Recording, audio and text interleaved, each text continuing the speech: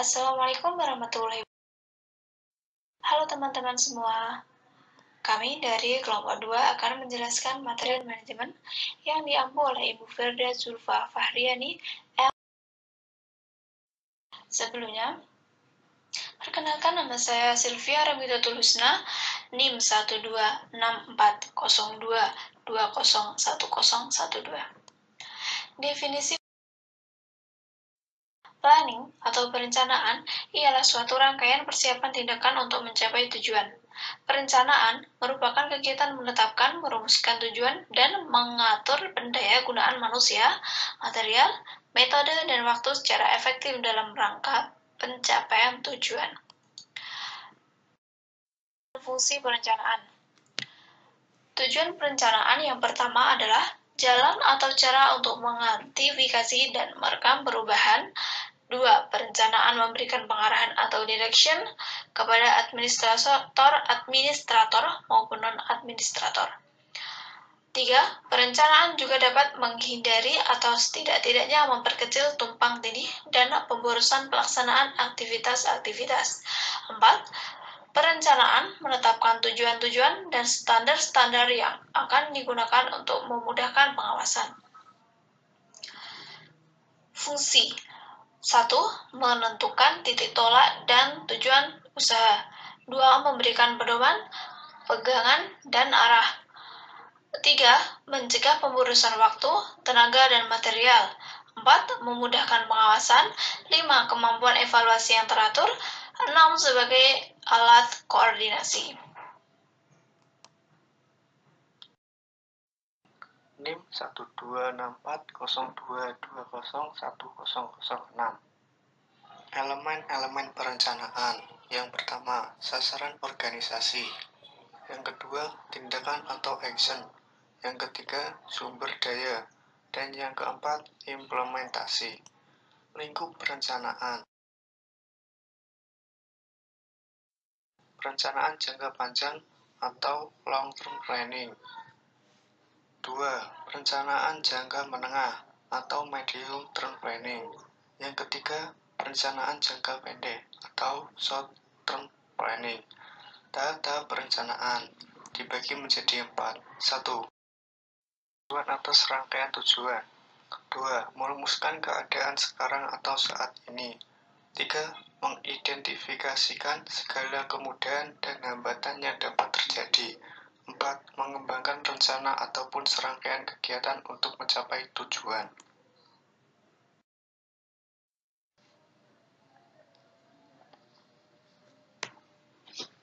Perkenalkan, nama saya Yuda Wahyu Saputro, nomor induk 1264022010001.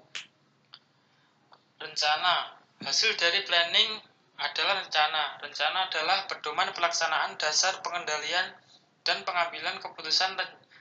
Rencana harus memberikan jawaban atas rumusan pertanyaan, yaitu 5W dan 1H. What. Yang 1, what. Tindakan apa yang harus dikerjakan.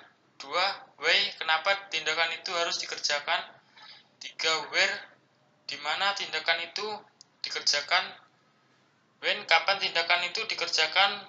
Who. Siapa yang mengerjakan tindakan itu. Who. Bagaimana cara mengerjakan tindakan itu. Jenis-jenis rencana yaitu strategis. Rencana strategis merupakan proses perencanaan jangka panjang yang formal untuk menentukan dan mencapai tujuan organisasi. B. Rencana operasional. Rencana operasional memberikan rincian yang tentang bagaimana rencana strategis itu dilaksanakan. Rencana operasional terdiri atas rencana sekali pakai dan rencana tetap. Macam-macam perencanaan. Perencanaan spasial, perencanaan nasional, perencanaan regional, dan perencanaan tata ruang. Halo teman-teman, perkenalkan NIM 1264022010033. Selanjutnya, mengenai macam-macam perencanaan dilihat dari dimensi tingkatan teknis perencanaan. Yang pertama, ada perencanaan makro. Perencanaan makro ialah perencanaan tentang ekonomi dan non-ekonomi secara internal maupun eksternal. Yang kedua, perencanaan mikro.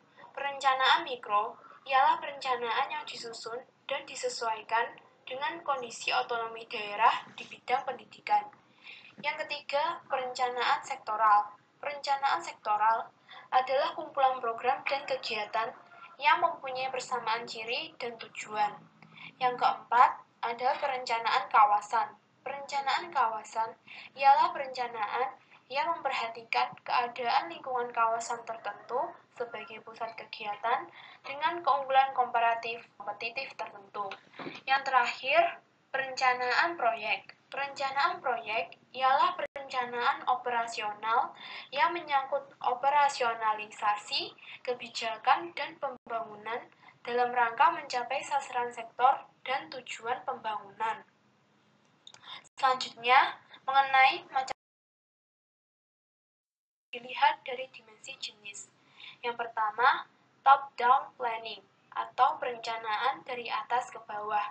Yang kedua, bottom-up planning, yaitu perencanaan dari bawah ke atas. Yang ketiga, diagonal planning atau perencanaan menyerang ke samping. Yang keempat, horizontal planning, yaitu perencanaan mendatar. Yang kelima, rolling planning, yaitu perencanaan menggelinding. Dan yang terakhir, top-down and bottom-up planning, yaitu perencanaan gabungan atas ke bawah dan bawah ke atas. Selanjutnya, manfaat dari perencanaan. Menurut Schermerhorn, Jr., pada tahun 1996, paling tidak terdapat 4 manfaat dari melakukan perencanaan. Yang pertama, fokus dan fleksibilitas. Yang kedua, perbaikan koordinasi.